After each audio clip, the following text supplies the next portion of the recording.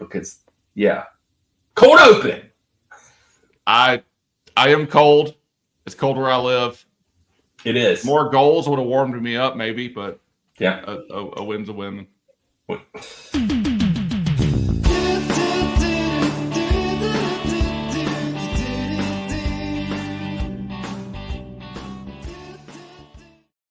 Welcome to the Red Wine Please. I have no clue why the hell I just did that. But my dog has not barked this entire 20 minutes we've been on here talking, and then all of a sudden just barks. She loved the intro. That's what it was. She did. I'm Daniel. He's Jason. We are together the Red, White, and Blues podcast, and we do talk about everything Chelsea football related on here. And I just realized, Jason, our tag is not up there. It's because we really need to get better at there it is. Daniel and I are fighting over the it's because we turned it off for mail time. Or we turned it off for something because I think we did a mail time not in a studio. Anyway, we're still figuring out our little system that we got, our software that we have. But we're here. And Chelsea miraculously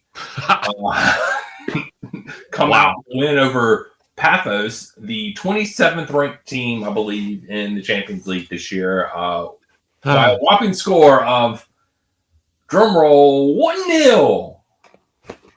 Yeah. I mean, like I said in the cold open,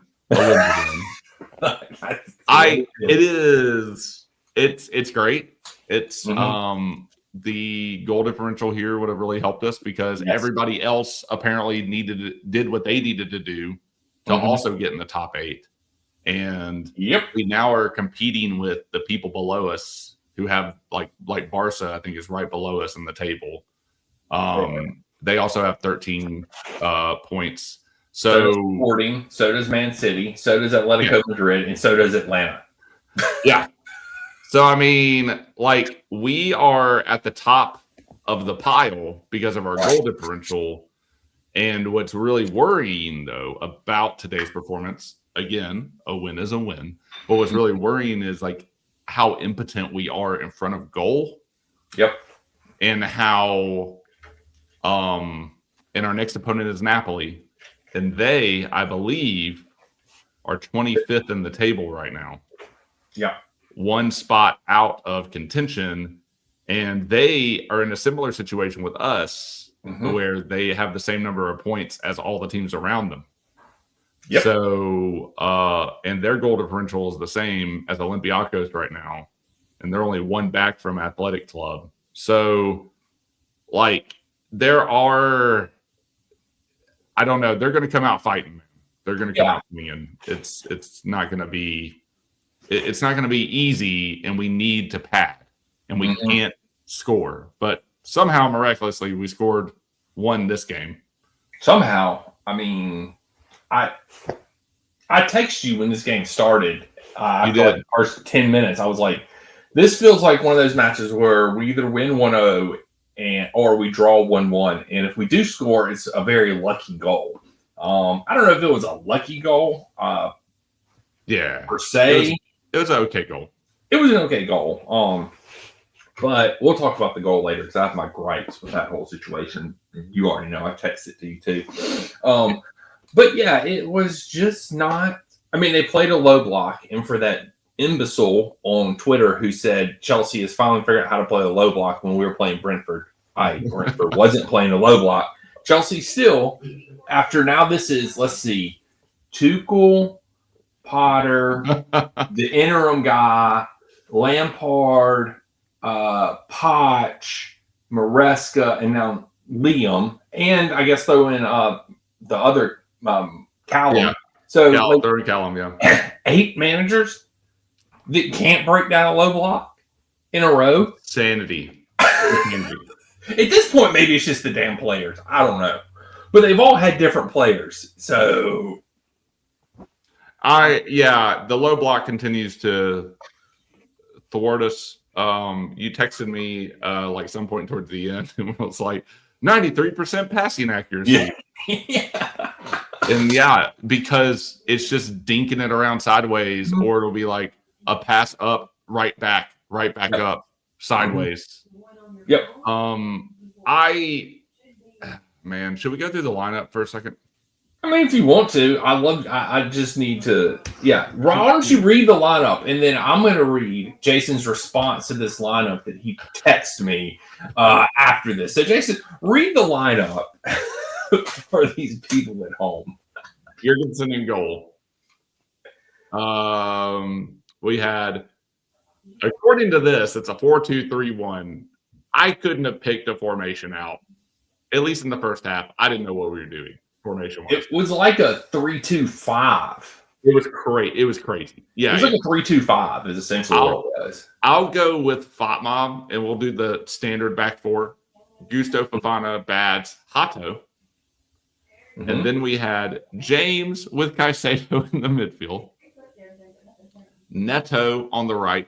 Enzo at 10. Slim Nacho on left wing. And Delap up top. And that was our lineup. And I texted this lineup to Jason right before kickoff, and his response was, okay, ... That's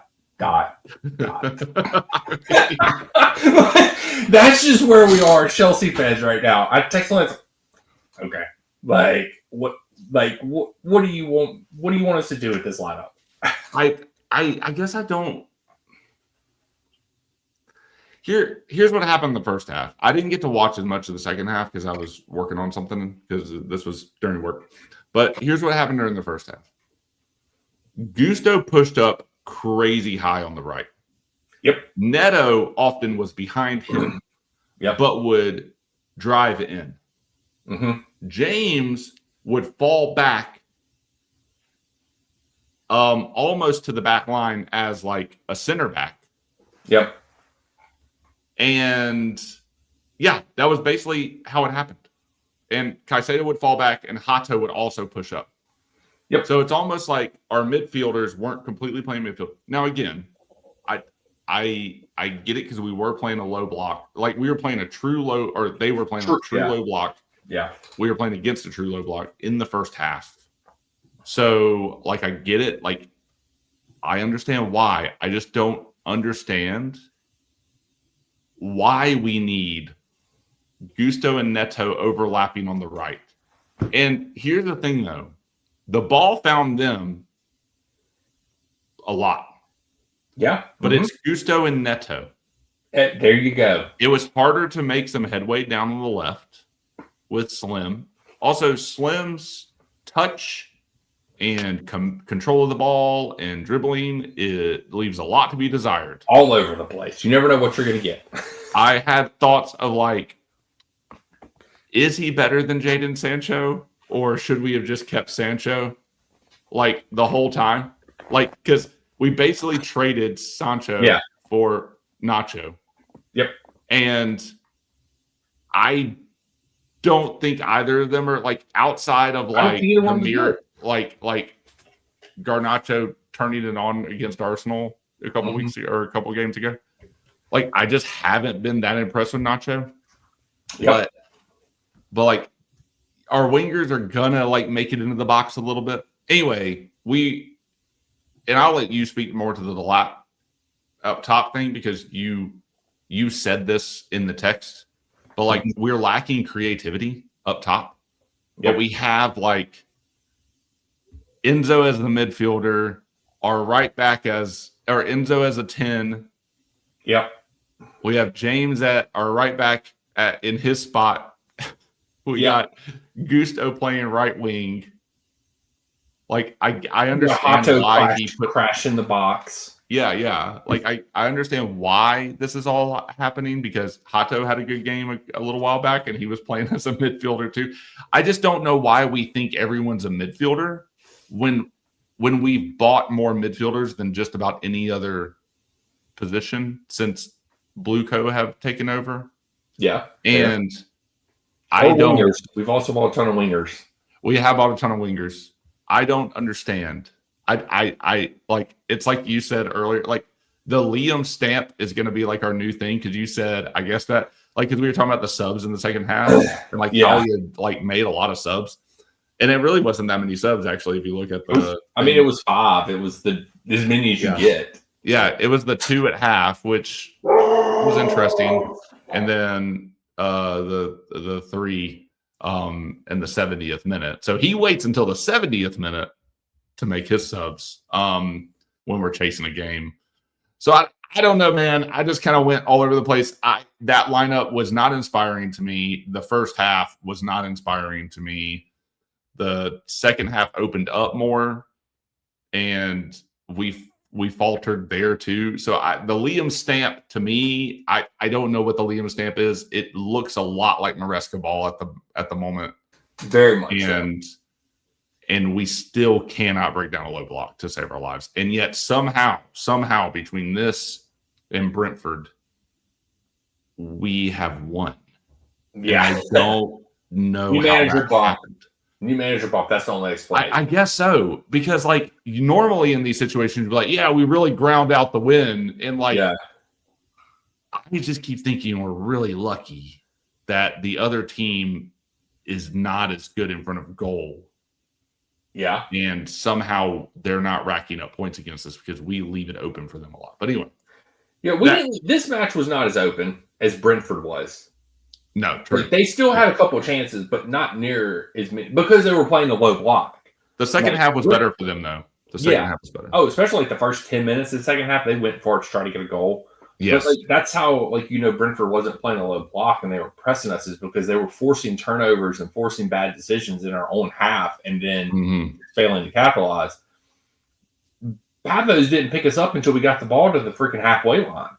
Even then, it wasn't even really picking us up. They were just staying back, staying compact. And I think your point about this being very similar to Maresca ball is 100% accurate. I mean, you can see the little tweaks that he has with, Gusto overlapping Neto on the right, and it really didn't. It was weird today because, like, it didn't work as like a true overlap because they never really, like, when Neto would get, is like you were saying, Neto was back and then Gusto was forward. So, like, usually when you overlap, you want your winger forward, and then your right back comes and overlaps them, and you can pass it. They can get the cross in. But that wasn't the way they were running it today. Yeah. So I don't know if that was like a tactical thing because their left winger did appear to be their best player. He inverted the fullbacks so that the midfielders could be center backs. Yeah, I will never understand this tactic. I don't think it's very successful, but who am I? We won. But it wasn't even like an inversion with Gusto because he was the winger for like parts of the game. Yeah, I mean, at this point, if you're gonna just invert a fullback, just play a midfielder like Pep does. Like Pep plays Mateus Nunes at right back because Nunes was originally a midfielder, and now he plays right back for Pep. Yeah, like that makes sense. Like, but no, we want to take a true left back and a true right back and invert them or bring them into midfield. And then you have Reece James, who you can sit here and there is like nobody that can argue that you're wrong in this. What I'm about to say. You can't tell me I'm wrong because I'm not wrong. Reece James is 150 million% better going forward than Gusto. So why would you not have Reece James as your right back going forward? Because he is a right back. It just makes too much. And then bring Santos into the midfield, who is a true midfielder, unlike freaking Reece James. Yeah, like the only thing I could think of, and again, like we're not tacticians on here, right? Like this is kind of vibes based. The only thing I can think of though is like they're trying to overwhelm that side with speed. And like sometimes Gusto would go in and sometimes Neto would go in. The problem is neither one of them consistently are good enough with crossing. Yeah. And or shots, right? Like Neto is not a great shot taker. Gusto barely.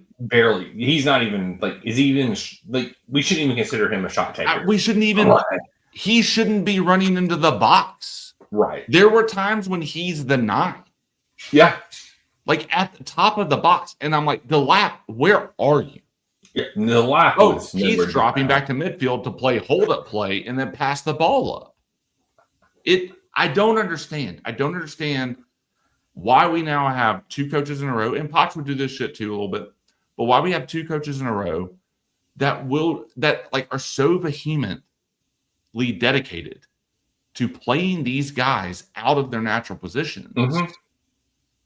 And people are going to look at this game maybe as a success. And on paper, on the scoreline, yes, it was. But like, if they play this way come January 28th when we play Napoli, who are going to be even more scrappy, I think. Yeah, for sure. And we only score 1 goal. That's easy for. We have to win it, but like, if we don't win it, we're not into the non-play. Like, we need some time to not have some playoffs, I think. Yeah, it would be nice. It'd be nice. Through February. That would be nice to just have the month to kind of focus on the other stuff. Mm-hmm. And give our players some rest from the dang flu that's kicking our players' asses. I know, right? Like, it's crazy right now. Like, it will know in 7 days, but like, I don't know. And then coming up, I'm getting a little ahead of myself, but I'm just thinking that the whole game, like, how are we going to score against teams if like this is the setup? Yeah. And that's the setup for your low block. Yeah. And I understand you're doing rotational stuff. Yes. Like, I think the explanation of how we've just had viruses running rampant, that's probably part of the performance today. It's unfortunate timing. But like, tactically though, like I think our guys were up for the game for the majority of it. The tempo felt good, the energy felt good. It was like a lower team, like a team nobody's heard of, Champions League night at the Bridge. So like, it is what it is. But like, like going forward, man, we got Crystal Palace next week. Yep. We're now 4 games in to Liam Ross Sr.'s tenure here. Mm-hmm. Like, some of these things, I don't know. Like, we could still chalk it up to he's figuring some stuff out. Like, he's playing with the formations. He's knowing the players. Like, he was talking to his press conference about talking to decency and talking to Sterling about their careers. And I just thought that was like an interesting, it shows that he cares about the man management. He shows that he cares about these guys as not just like players, but like people, and like where they're going to go and how they're going to get there. And like, so I take some of those things and like I internalize them, and then I'm like, he needs time, and then we need all this, and we're just in a weird transition. So maybe it's like, just take the win where we can take the win, and any win right now is a good thing. But yeah, I've been rambling, but I just keep thinking ahead, like, but maybe that's too early. I don't know. I think it's one of those things, like, you want to see changes when you bring a new manager in. You want to see new play styles, but he's said in his press conference he's not going to do that. He's going to sort of keep it the same way and make tinkers here and there. And I think you can see that. And I think we just sort of like, we got to grind this one out for the rest of this season and see if he changes stuff next season. Yeah. So, and if he doesn't, and this just continues to be the way that we play, it's just frustrating because like, you have all this talent in attack, and I think a lot of this does fall on some of it falls on the players because they didn't capitalize on some of the shots that they had today. And to be fair, the Paphos goalkeeper had an excellent match. Yeah. So I don't know. I think it's a both and situation, but I'm not a big fan of playing players out of position and having Hato and Gusto crashing the box. It's just not the way that I like to play. So, and I'm not big on, we had 72% possession and we had 93% pass accuracy. Okay, but what did you do with the damn ball when you had it? Like, that's usually the question I'm asking. And we still make far too many defensive mistakes. Like, when trying to play out from the back, it just doesn't work. Defenders are still. Wesley had a couple boneheaded plays today. Badiashile surprisingly looked good. That's just the inconsistency from him. So I don't know. It is what it is. It's just I'm not. It's one of those things, man. He didn't have a preseason, Jason. So I'm just just gonna give him a pass this year. I don't know. I don't know what else to do because there's nothing else to do. Yeah, just the Chelsea board have put us all in this situation. Yeah, 100%. Yeah, just keep Maresca for the rest of the damn year at this point. And no, I don't understand that. I know it was like a woeful December. Yeah, but he has a woeful December every year. That's Maresca ball. Everybody has a woeful December with Chelsea every year. That's true. He was a little too critical, man, and like that's the other worrying sign is that don't step out of line or we're going to take you out. Yeah, and that's what they did with Poch. They did the same thing with Poch. That was just more popular because people already hated Poch. Like you still had a lot of people that didn't mind Maresca, that liked Maresca. Mm-hmm. You know, we on this podcast were never big fans from the beginning, but we supported them, and we're just like, well, we're here for whatever happens, you know. And but with Poch, it was like, why are we hiring a Tottenham manager? F off, you know, like this is stupid. Yeah, and it was a lot more palatable for fans, but they did the same thing with him.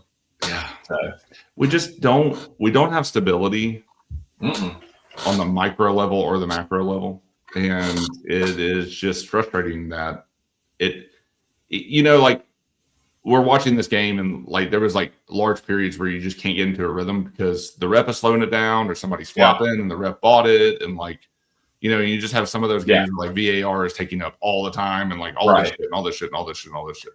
And like sometimes it's just nice to like be in a game where there's some rhythm and like there's just back and forth and you can see the strategy, you can watch it play out. And it doesn't feel like we have that as a club. Yeah. There's just no rhythm to this club. There's no point where people can like say, yes, now we can move forward. Now we have this strategy in place. Now we're doing this. It's just it's always being sold to us as this project and everything is being done for the future. And yet we're giving Maresca like 6-year contracts and then firing him a year and a half in. Yep. And I would have rather, and again, hindsight's 2020, but like you and I were always going to do our assessment on Maresca and we just didn't get a chance. The assessment would have been, I'm still not the biggest fan of Maresca. Yeah. I'd rather him see out the season. Yeah. And then maybe you can talk about somebody else, right? Like I would have been okay if Maresca left at the end of this season. Mm-hmm. But it's like you said, we were never huge fans. Then maybe if you bring in Liam and he has the preseason and you're talking transfer strategies then, because they had already doubled down on this center back thing. And now we're going to hire some 20-year-old. Like, anyway, it's just, yeah, man. It all reeks and it's not consistent and there's no foundation to build off of and there's no rhythm. And like it's just a season, it's just season after season after season of no rhythm. Yeah. Because the project's making money and that's all they care about. Like it doesn't matter. That's the rhythm. The burr of the money machine. Yeah. It is. But I mean, it's frustrating, but I mean, I've just sort of like I think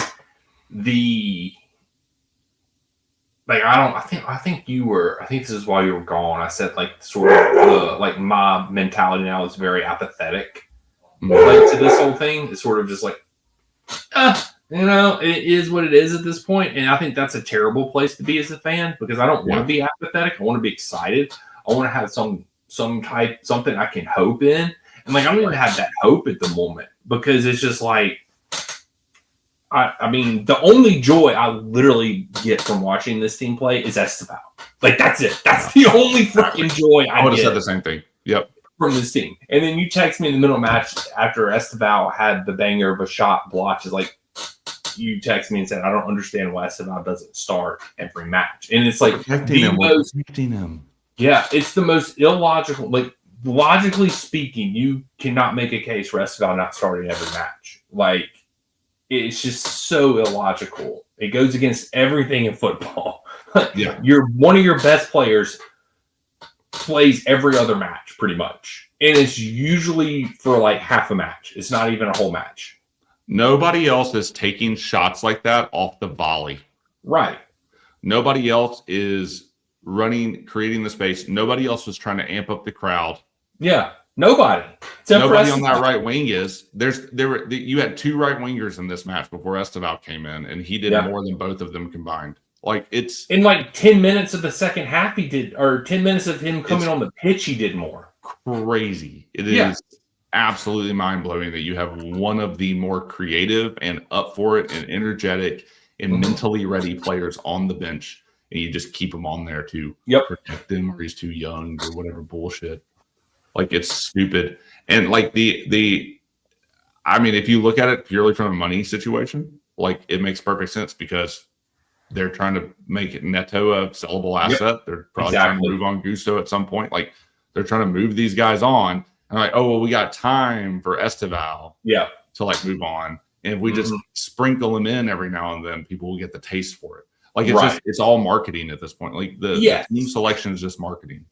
Yeah, it really is. And like, when people talk about the board or, you know, the director of football choosing a team, you just nailed it. Why they choose, like, why I believe that, because it is like, why does Neto? Everybody complains every match. Why is Neto starting? Why does Neto go full 90 when he's not? You know, he's clearly overshadowed by Esteval. You know, whatever. It's because he's a sell. They're gonna sell him this summer because they have to sell wingers this summer. Like, they don't have a choice. They're already bringing in Quinde, and so you already going to be back. If Mudryk is going to come and take the Premier League by storm next year, so like, you've got to move a winger, and Neto is the most logical one to move because he probably has the most value out of all the wingers, because you're not going to make anything back from Gittins because you paid way too much for him. Garnacho is the same thing. He's too new. Esteval, you got to keep him around for another couple of years to let him get more value. And then Quinde. So like, your Neto's the most logical one to move on. So you're right. But yeah, and then Caicedo got the goal in the second half off the corner kick, and I literally text you, I don't know, 10 minutes before that or something like that. Like, we literally had taken like 3 or 4 corners in the second half, and the ball had literally fallen in the middle every stinking time. Whether it was we kicked it and it just fell right in the middle, nobody there, no Chelsea player within 5, 6, 7 yards of the ball, nobody crashed in the box, nobody doing anything. The ball just flops right in the middle. Nobody doing anything. The one spot you would think there would be somebody right in front of the freaking goal, there is nobody, because we have 3 people at the near post all trying to head the ball, and then we have 2 people at the back post doing God knows what, and we just have nobody in the middle. So thank God Caicedo got my text message that I sent him, and somebody wrote it on a piece of paper and gave it to him on the pit, and he crashed the box, and lo and behold, we scored a goal because the ball fell right in the middle again, and he just headed it into the goal.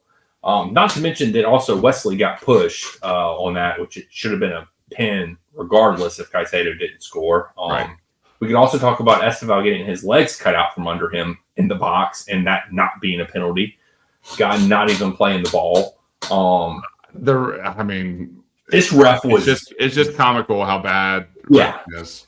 And normally you get better reffing in the Champions League. I will say that. Yeah. Normally officiating in the Champions League is better. But this ref, I don't know. He was so inconsistent with stuff and just all over the place. Like, sometimes it's like he didn't want to call fouls, and other times he wanted to call fouls. Right.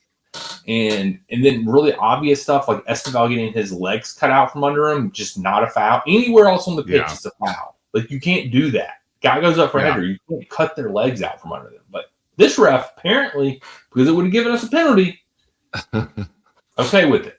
So, I don't know. It's just comical how bad it is. Caicedo did score a great goal. Caicedo was apparently the only one that realizes that you have to shoot the ball to score, and you need to put it on target. He tried several times this whole game, and he got it. Yeah, he had 2 bangers before that were really good saves by the keeper. Yeah. So, yeah, he brought his shooting boots today. So, yeah, Caicedo, man of the match, easily. I mean, it's always could be our man of the match. So, I don't know. Yeah. I'll be interested in team selection come Sunday. I'm glad that we got an extra day here to rest. Yeah. And And you got to turn around and play on Wednesday, so you only get 2 days rest on the back end before a must-win with Napoli. Yeah. So that's crazy. That's crazy that in 1 week we'll be done with this stage of the Champions League. It all goes back to when we drew with Quagmire. Yep. Exactly. If we beat them, you're sitting in third place right now. Yep. We're in third place we would pretty much, I mean, it wouldn't be a guarantee. It would sort of still be the same situation, but you would be in a lot better place. Yeah, exactly. Yeah. So we do this to ourselves all the time. We're just out of Champions League contention right now for next year. We're right on the bubble for this. Yeah. We're 1 goal down going to Arsenal for whatever that cup is, like Carbo Cup, EFL Cup. Yeah. So it's just like we can't ever just make it easy. We can't ever be. The only thing we're dominating is possession, and I mean we're not doing. We're good at that, Jason. We're very good at dominating possession. Stupid. That's about it, though. Like we don't even have the narrative of our XG is good now. It's not good any game because we're not creating anything.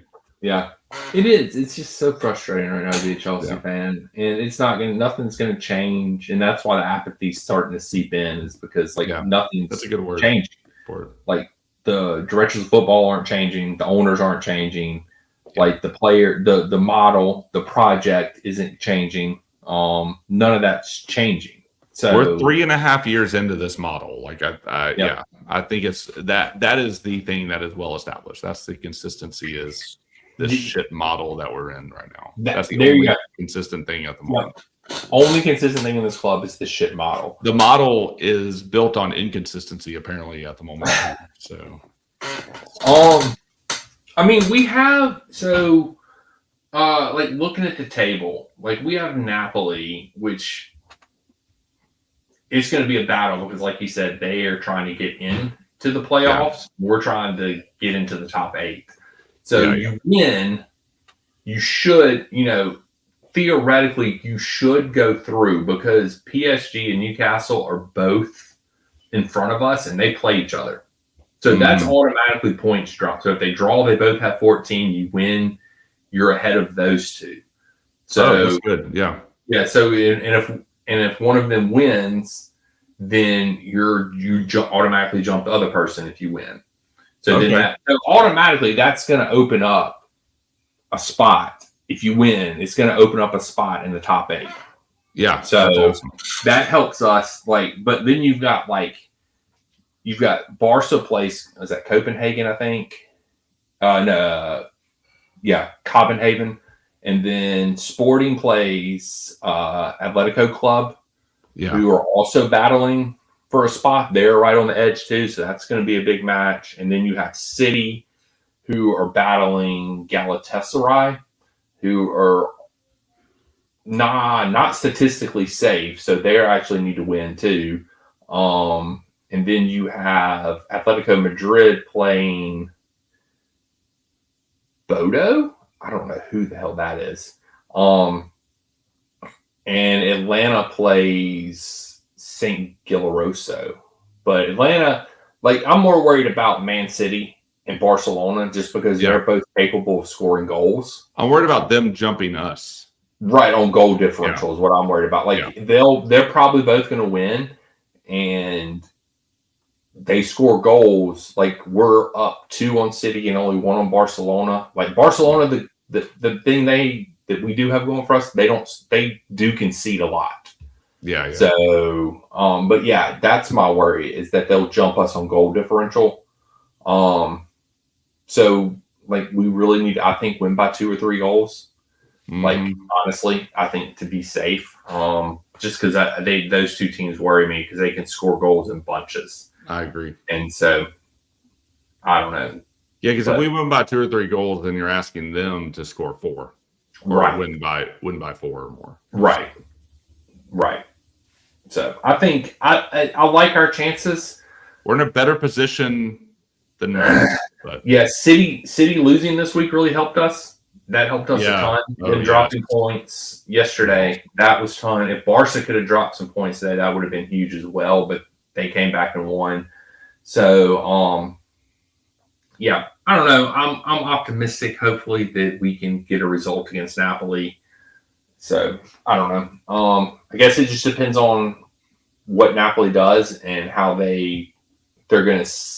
They're going to play a 3 at the back. So is it going to? I mean, they're on terrible form right now. So yeah, they've won 1 of their last 5 matches, 4 draws and 1 win. So if we have to be in this situation, we're in the best case scenario to go through. Right. Yeah. Yeah, and they do play Juve. They play Juventus on Sunday or January 25th, Nice. whatever that is. I don't know. So that's a big match for them. So it's not like they have a walk in the park. Yeah. So that's a plus going for us. So yeah, I don't know. Cautiously optimistic about it, but same. On to I guess Sunday. Yeah. With Crystal Palace. What did we drew with Crystal Palace to start the season, right? I think so, yep. 0-0, I believe, is what I believe it was 0-0. It was, I can tell you, 0-0 back in August. Back in August, yep. And they are on decent form right now, aren't they? No, yeah, they lost they're to 13th. Yeah, actually, their form is pretty bad right now. Oh, it is? Okay, well, that means they're going to have a freaking worldly match.